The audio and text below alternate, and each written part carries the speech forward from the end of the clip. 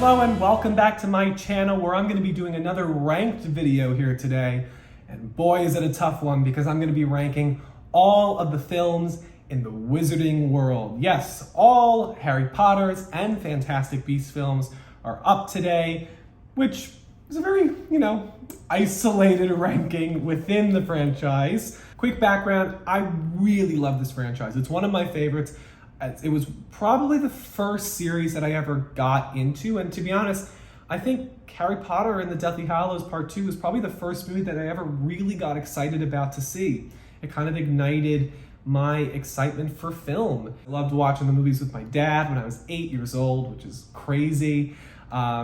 And then my mom, dad, and we went to the midnight premiere, and the 3D glasses were in the Harry Potter shape. I've shared it with so many of my friends and family. So you can imagine this is a very hard list to make. So please, we all have a different number one. We all have a different list. And I am ranking the movies here.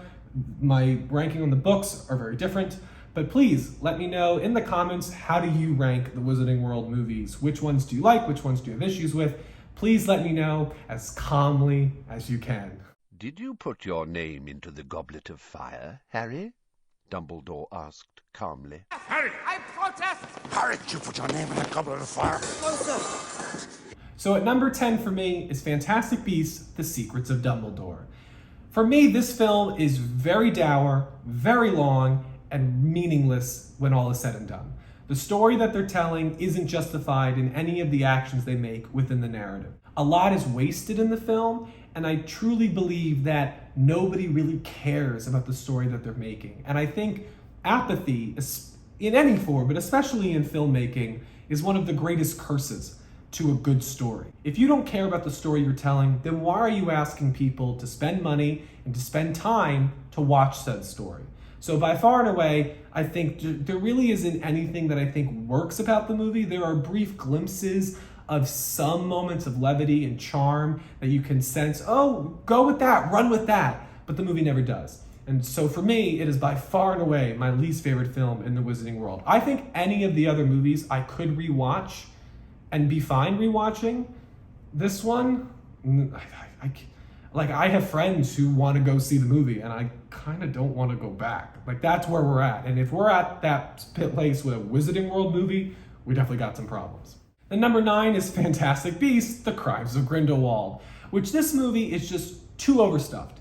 I think J.K. Rowling was just trying to do too much here, and it's just, you can tell that a lot of these things that she wanted to do just do not work together. It was clear that J.K. Rowling took a book plot and then tried to transition it directly to film into a screenplay format without doing the necessary work to change certain things due to the medium and the constraints of said medium. The whole thing feels like it's on fast forward, and when you get to the ending and the whole confused, contrived Grindelwald monologue about how if you join me, we can stop World War II from happening.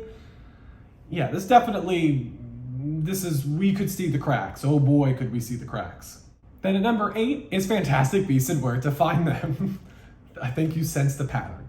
But this film, it was charming. It was light. It's what the other 2 films don't have, which is a focus on the Fantastic Beasts. I think the cast does a nice job here, and I think the allegory that they did with Credence here, where he's kind of an allegory for child abuse, it was effective. The whole obscurial plot line. If this was a standalone movie in this vein of like a Rogue One, I think this works well enough on its own. There is a little bit of an issue of too many characters, and because of that, stretching it thin and really not caring about the characters' emotional arcs, only caring about their more exterior physical pursuits in terms of finding all the animals and tracking them down.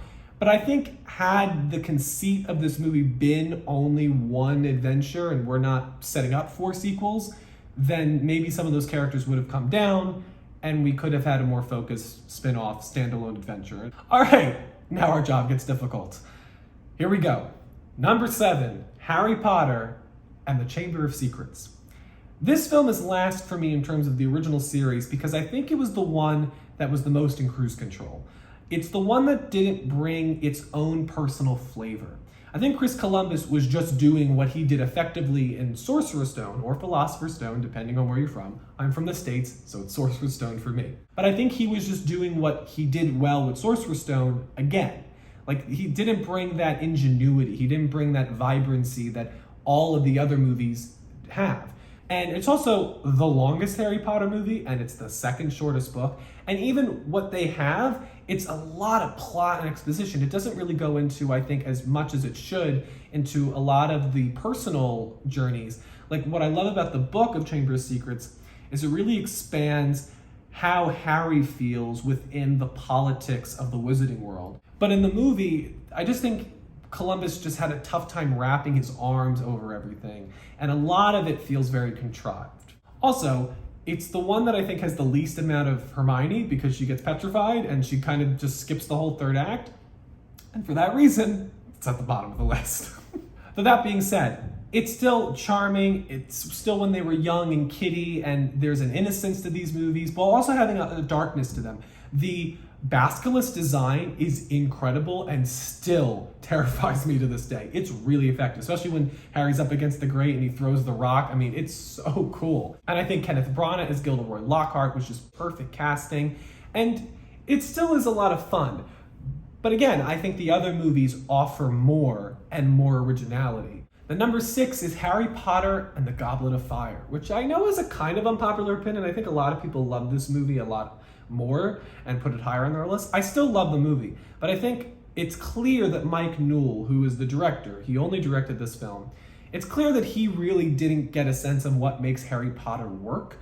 He had not read any of the books before signing on to do this movie, and it just shows. There's just a little bit of dissonance, and I think he definitely feels more comfortable in doing the teen drama type of young adult romance storyline with the Yule Ball and the kids falling in love. He's more at ease in that part of the story than the murder mystery and like the fact that a lot of the interplaying of all the characters and the stuff going on in the background with the rise of the Death Eaters, like a lot of that gets cut, and then what's here is sped through. I mean, the fact that the scene where Barty Crouch Sr. and his son, Barty Crouch Jr., but disguised as Mad-Eye Moody, like the first time they actually talk to each other after the second task is one scene before Barty Crouch is killed. Like, some of the plot definitely felt streamlined. That being said, the third act of this movie is terrific. Voldemort's return, Ralph Fiennes being cast, and the makeup, the look, how they defined visually what Voldemort looks like. The whole third act in the cemetery, the death of Cedric Diggory, and Daniel Radcliffe's heart-wrenching performance when he brings him back to his father. The movie delivers in so many areas. The action is incredible. Also, I think for any kid born in between 1988 and 2004, Emma Watson walking down those stairs, it made a big impact.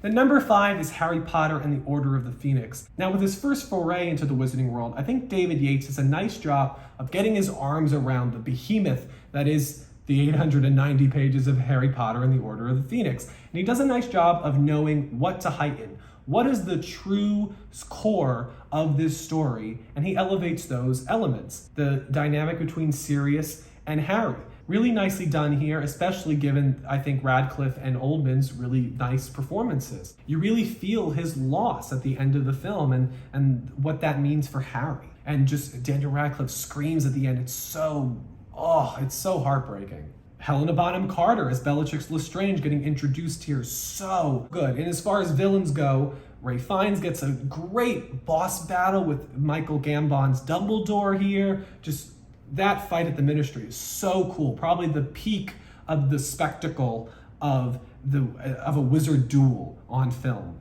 And if we're going to talk about villains, we gotta talk about Dolores Umbridge, because Imelda Staunton's performance is so piercingly and annoyingly evil. I remember when I was watching this movie with my grandmother, she got so upset at Umbridge, and when she's taken away with that great line from Harry when she's like, "Tell them I mean no harm," and Harry goes, "I'm sorry, Professor, but I must not tell lies." I remember my grandmother just applauding, being like, "Yes, good." And I mean, she's a great villain to root against. I really like how they explore, a lot of times, A government's reaction to strife is to ignore that problem, coupled with the uncomfortable attitude that Harry has as he's undergoing a lot of the changes, both puberty-wise and narratively-wise. So all of this contention that exists within this story, I think they do a nice job of pairing it all together. Also, fun additions to this film. I think Ivana Lynch introduces Luna. Really great here. Love the scene with her and Harry as they're talking about death and reminiscing on their loved ones while feeding the Thestrals. Then number 4 is Harry Potter and the Sorcerer's Stone, or Philosopher's Stone to everybody who's not in the States. I just don't think we can undersell what this movie accomplished. I mean, truly, just looking at every choice that they made that would go on to define not only this franchise, but just it's a cornerstone of Hollywood filmmaking. I mean, this is one of the most iconic films ever made. The look of Hogwarts and bringing what was on the page to life. I mean, J.K. Rowling cried the first time she saw it, and I don't doubt that emotional reaction. I mean, it's if you've read the book and you see what's on screen, it's a pitch perfect representation of the magic of the wizarding world. Partly due to Chris Columbus's directing, he really keeps the film moving and it pops everywhere it should, but also the cast. There was no telling when they casted these kids, especially our main trio, what they would turn out to be, and that they would all be not only great actors, but really nice people that were really understanding and committing to the challenge of Harry Potter. But these 3 kids, I mean, they headlined a big blockbuster that made almost $1 billion at 10. I mean, it's incredible, and they make you care. And I think that's what's really important. It sets the groundwork for everything that comes after. And because of that, I don't think we have to respect what Sorcerer's Stone did. You could write it off as a kiddie movie, but you can't, because there is a lot of substance to the story. I mean, I love the scenes when Harry is just sitting in front of the mirror of Erised and he's just with his family. There's a lot of heart to the movie, and I think understanding that heart and keeping that at the center is what allows Sorcerer's Stone to stand apart from a lot of other family fare. There's just a sense that this matters more. Then at number 3 is the most underrated film in the franchise, and that is Harry Potter and the Half-Blood Prince. I know some book readers don't like that a lot of this stuff got cut out, and granted, I mean, that's the case with all of these movies. There's always more greatness that's in the books that we wish could make it into the movies, but I think they did a nice job adapting this. I think tonally they make the right choices. The visual representation of this movie is by far the greatest achievement. Technically, this is one of the best crafted blockbusters, I think, of all time. The cinematography from Bruno Delbonnel, exquisitely photographed, as his choices with the color and how the color has been drained really mirrors where all the characters are, and that their lives feel drained because of what's happening and the rise of Voldemort and darkness surrounding them. So many great character moments, from the dynamic between Harry and Dumbledore as they go into the Pensieve scenes, and I love the way they visualize the Pensieve scenes, just so brilliantly done with the black ink morphing into the surroundings of the memories. Horace Slughorn, Jim Broadbent gives such an effortless performance here. It's just so, it's quirky and offbeat, but you can sense the pain that he carries. And I love the way they explore that. The Aragog's funeral, when Daniel Radcliffe is on the, he does a great job when he's on the liquid luck and he does that chick, chick, chick, chick.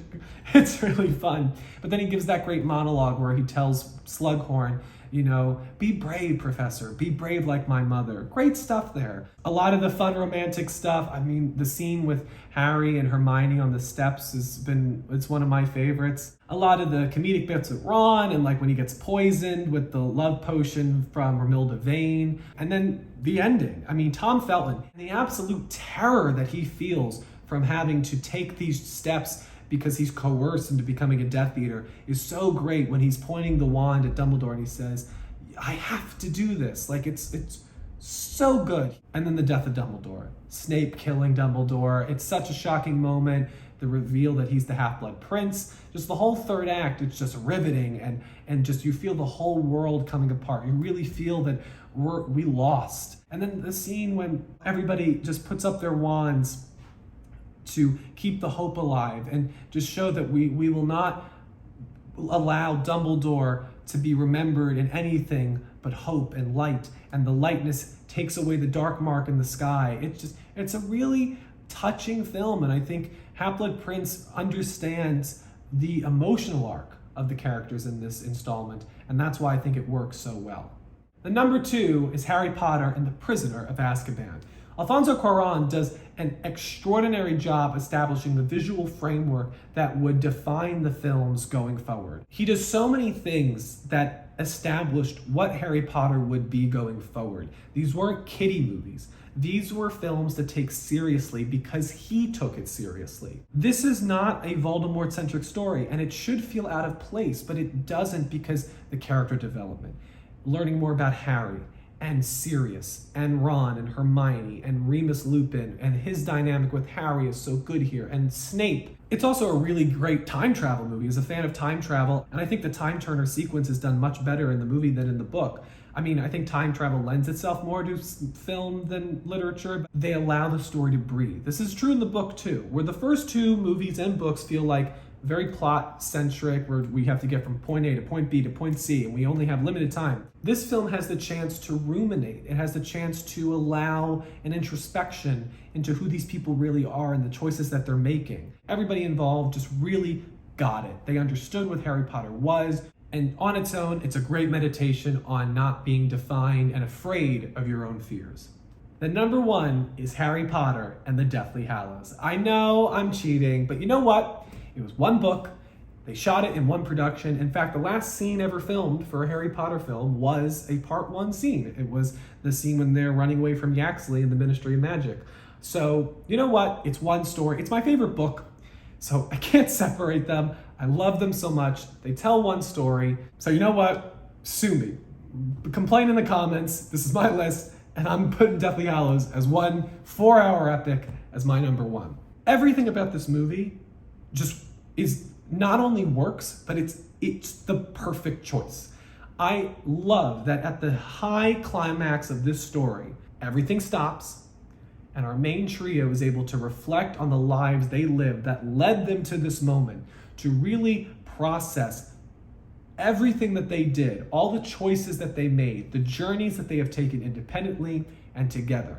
And those 2 hours of their camping is so needed and so beautiful, because in a Harry Potter movie, and just frankly in a genre movie, very rarely do you have so many scenes dedicated to how the characters feel, how they're processing the choices that they've made in this world. Not only for Harry, Ron, and Hermione, but for Dan, Rupert, and Emma, it allows them to truly come to terms with what this decade did, what it affected them. And this movie gives me so many scenes that I love. The scene when Hermione is looking and finds the Deathly Hallows symbol on the grave, and she goes, "Hey, Harry," and she turns up and she sees him all across the cemetery, and she knows that he found his parents' grave for the first time, and he's standing in front of it, and he's, I'm getting goosebumps now. When Harry and Ron are yelling at each other in the tent, I mean, there's just so much weight to everything in part 1, because we've allowed this whole story to slow down and allow that time for reflection. It's really smart. The scene with Harry and Hermione dancing, it's not only my favorite scene in this franchise, but it's one of my favorite scenes of all time because it's so pure. It allows these characters to return to the innocence of their childhood selves, and for a moment, when all hope is lost, search for the lightness in each other. It's so beautiful. And as a Harmony shipper, that scene, I mean, it just, please, there's a hope I still have that Harry Potter 9 will put them together.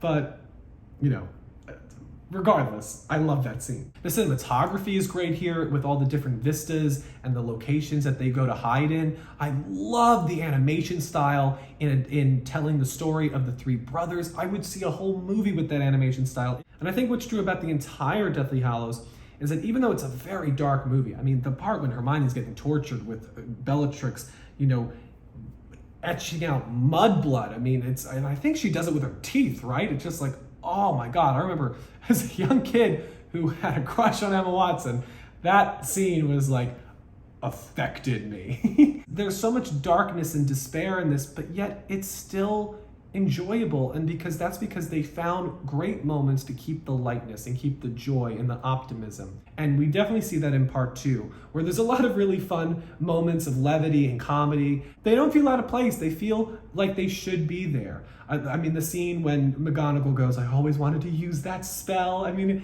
it's a lot of fun. I love that the Hogwarts castle itself is defending the students and the teachers. Just everything about the Battle of Hogwarts is so expertly handled.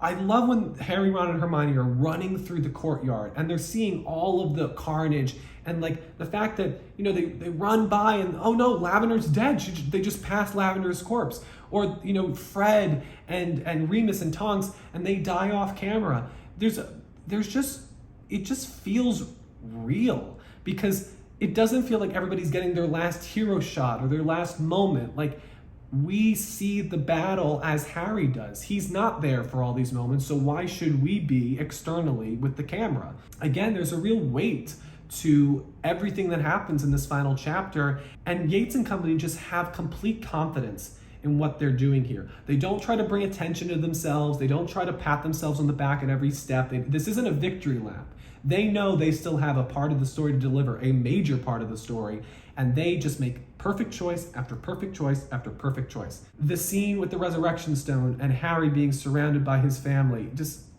oh my God, buckets. And then if you want to talk about buckets of tears, The Prince's Tale, Snape's memories. Thank you, Alan Rickman. Thank you, sir, for your beautiful performance. Thank you. Oh my God, I can't. How can you not? When he's holding Lily and he says always, oh my God, it's so good. Harry and Dumbledore at the King's Cross station in Limbo. It kind of brings this whole story together, and I think it adds the depth that, you know, this has always been like a chosen one prophecy story, and by the end of it, you realize it kind of isn't. Harry wasn't destined to do this. He did it because it was the right thing to do, and when he was called on, he took the risk. And I really love that the story has the guts to go there, and it isn't conventional, I think, when it comes to the end of the story. And then I love the line at the end of the scene when Harry goes, "Professor, is this real? Or is all this happening in my head?" And Dumbledore goes, "Of course it's all happening in your head, Harry. But why on earth should that not be real?"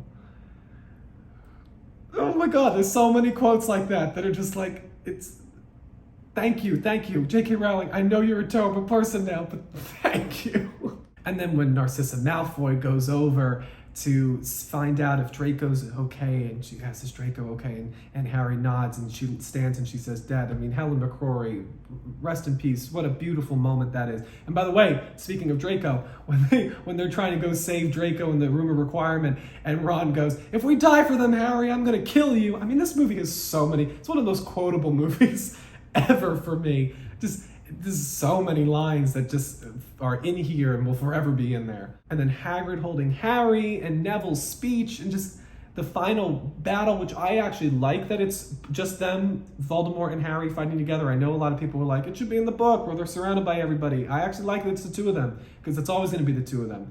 And Harry, what he then holds on to, and everything that he's had to internalize, and everything that he carries now internally going forward, like, that he has to carry that by himself. So I like that in this final moment, it's the two of them, because it always was. Everything about it, the spectacle works, the emotional beats hit, everybody working at their highest capacity. Alexander Desplat's score is one of my favorite, it might be my favorite score of all time. I mean, Lily's theme is just, every musical composition he makes is haunting, elusive, yet tangible and real and heartfelt and hopeful. If this movie didn't work, you had a decade of movies that built up to nothing. But instead, they built up to, I think, the greatest finale of all time. I'll say it. I think both on the page and in film, this is the greatest finale ever made. This film is just, it reminds me why I love movies.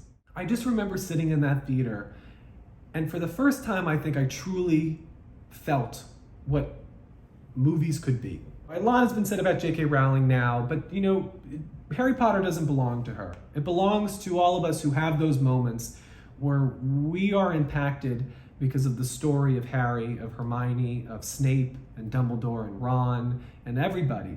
Because this story truly captivated me, and when I think of what I love about Harry Potter, I don't think there is any better representation of that than Deathly Hallows. So that is my list of the Wizarding World films ranked, plus a kind of mini review of Harry Potter and the Deathly Hallows. What can I say? I love that movie so much. Please comment your own rankings down below. I would love to see them. And make sure to like, comment, and subscribe to not miss any new videos from Spoilers Ahead with Anthony Post. Thank you all so much, and I'll see you at the movies.